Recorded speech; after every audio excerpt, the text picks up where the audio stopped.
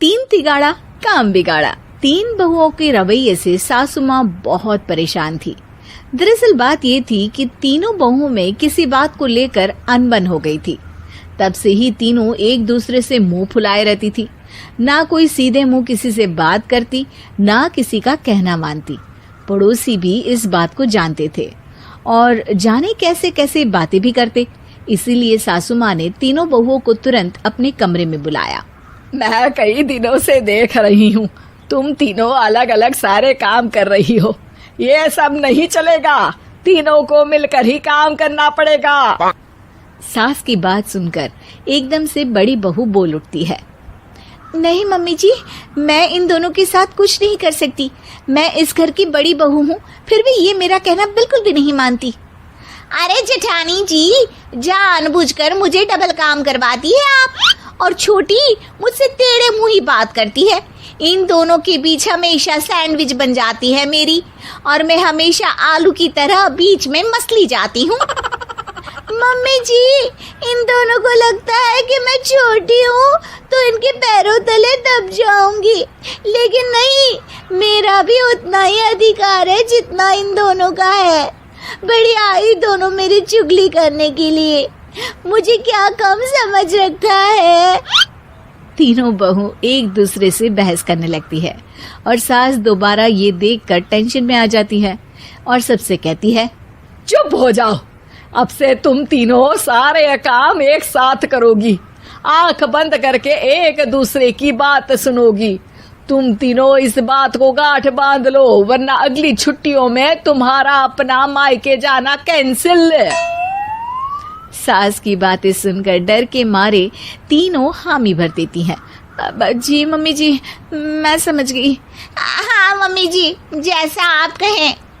आप जो कहेंगी मैं वही करूंगी। तीनों बहू सास की बात को गांठ बांध लेती है और वादा करती है कि अब से सारे काम वो तीनों एक साथ मिलकर ही करेंगी। ये सब देखकर सास खुश हो जाती है और वहां से चली जाती है। नीचे जाकर वो देखती है कि घर में शर्मा जी आए हुए होते हैं। सास जोर से आवाज लगाकर कहती है, अरे बहू, जरा चाय बनाकर तो लाना, शर्मा जी आए हैं।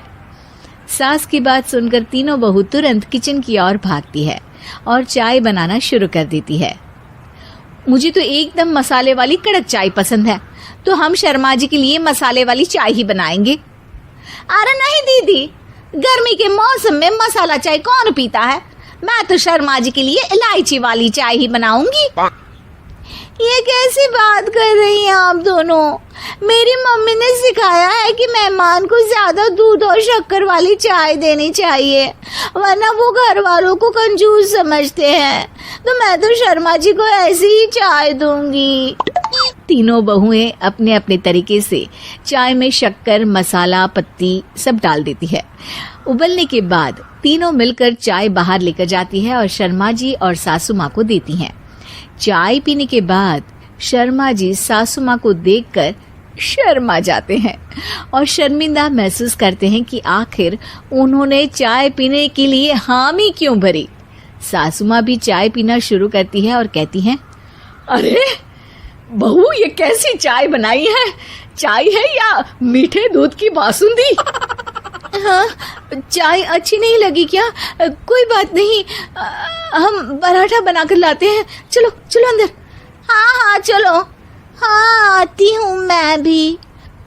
नहीं नहीं, मेरा पेट चाय ने ही चौपट कर दिया, वही काफी है।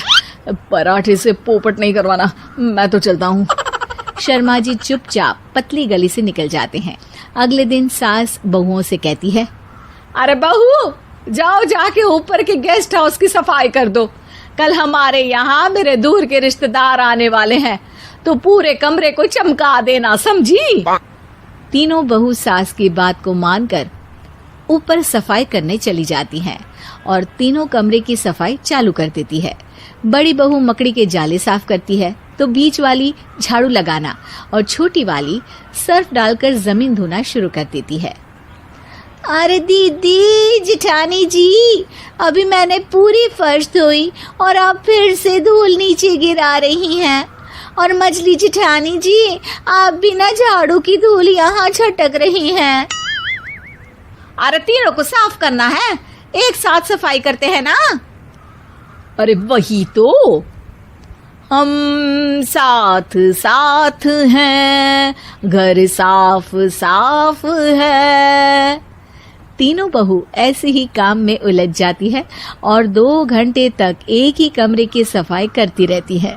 बहुत देर से अपनी बहुओं को ना देखने के कारण सास ऊपर कमरे में उन्हें देखने जाती है, लेकिन कमरे में घुसती ही वो गीली फर्श पर फिसलने के कारण नीचे गिर जाती है। ओरी मोरी मैया, हड्डी मरोड़ के रख दी। आए मेरी तो कमर ही टूट गई रे। तीनों बहुएं सास को उठाती हैं और बिस्तर पर सुला देती है। अरे मेरे हाथ पैर दर्द कर रहे हैं, दबा दो आराम मिलेगा। हाँ जी माँ जी। अरे जी माँ जी माँ जी।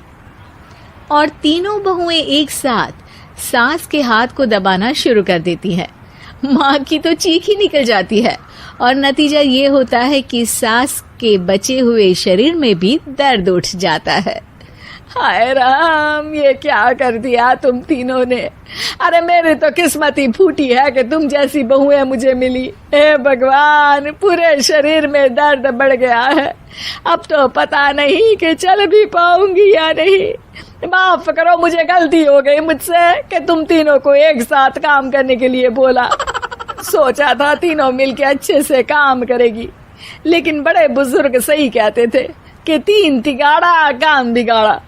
तुम लोगों ने ये बात ना आज साबित करके दिखा दी।